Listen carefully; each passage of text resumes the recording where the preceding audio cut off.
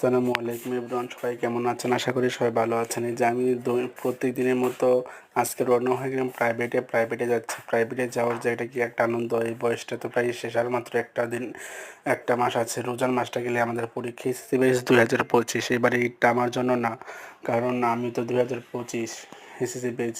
এই জন্য বের হয়ে পড়লাম। এই যে কি সুন্দর রাস্তাঘাট, এত সুন্দর যে মনে হয় প্রত্যেকটা গাছপালা, নদী নালা, খাল বিল প্রত্যেকটা জিনিসই রোজা রাখছে। রোজার যে কি একটা আনন্দ! যে ব্যক্তি রোজা রাখে, নামাজ পড়ে, তারাবি পড়ে, সে একমাত্র বুঝতে পারে যে রোজার যে কি একটা আনন্দ। এই আনন্দটা সবাই উপভোগ করতে পারে না, কারণ সবাই তো আর রোজা রাখে না। তারপর আস্তে আস্তে ধীরে ধীরে আমার রাস্তায় চলে আসলাম। ওবা দেখি কি সুন্দর করে স্কুল ছুটি করলে আমার ভাই বোনেরা সবাই বেরিয়ে পড়লো। এদের মাঝখান থেকে চলে গেলাম, এটা সাইদ ভাই মোটর সাইকেলে, এর মধ্যে আমার রুমে চলে গেলাম। রুমে যাইতে বলে, এই তোমার জরিমানা কোথায়? আমি একদিন যাইনি।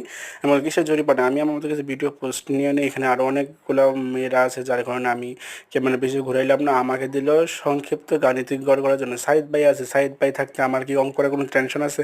আমি সাইদেরও কিছু পোস্ট নিয়ে নিলাম। সাইদ আমাকে অঙ্ক বের করে দিয়েছে, আমি আমার মতো অঙ্ক কিছুটা তো করে ফেললাম। আপনাদের জন্য ভিডিও করে যে আবার অঙ্ক ডিসকাউন্ট 12টা বাজে গেছে, যে পুরোপুরি অঙ্কটা হইতেছিল না। তারপর সাইদ বললো, এইভাবে না ওইভাবে, ওইভাবে না ওইভাবে, তুমি সম্পূর্ণ সুন্দর করে করো অঙ্কটা। তারপর স্যার হাতে করে এই যে কি সুন্দর করে আমাদেরকে বোঝাই দিতেছিল যে ইব্রাহিম, ভালো করে পড়াশোনা করে, এই যে মাত্র 2টা দিন আছে, তারপরে চলে যাবা। তো অপরে যদি মানুষ আমার কোনো সমস্যা হয়, কি সুন্দর করে যে আমাদের এলাকাটি ইফতারের জন্য সাজানো যে হয়েছে। ইফতারের যে কি একটা আনন্দ! এই যে একমাত্র যে ব্যক্তি রোজা রাখে সেই বুঝতে পারবে ইফতারের মজাটা। ইফতার তো আর সবাই তো করে না, কারণ সবাই তো আর রোজা রাখে না। হোটেলে চারোদিক দিয়ে কাপড় টাঙ্গাই দেয়, কারণ এখানে তো রোজা যার মানুষ, যারা রোজা রাখে না তারা এসে এখানে আহার করে।